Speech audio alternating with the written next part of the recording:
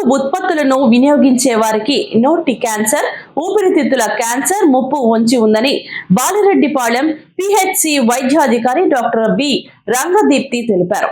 తిరుపతి శ్రీ వెంకటేశ్వర వైద్య విజ్ఞాన సంస్థ ఆధ్వర్యంలో గురువారం బాలిరెడ్డిపాలెం పిహెచ్సి పరిధిలోని కొండూరు, జేకేపాలెం గ్రామాల్లో ఉచిత క్యాన్సర్ స్క్రీనింగ్ జరిగింది.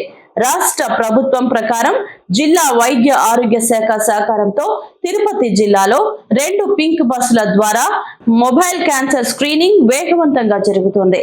బీపీ, షుగర్ పరీక్షలతో పాటు పింక్ బస్సుల్లో మహిళలు, పురుషులకు నోటి క్యాన్సర్ పరీక్షలు, మహిళలకు రొమ్ము క్యాన్సర్ నిర్ధారణకు మెమోగ్రామ్, గర్భాశయ ముఖ ద్వార క్యాన్సర్ నిర్ధారణ కోసం పాప్ స్మియర్ పరీక్షలను ఉచితంగా నిర్వహించారు.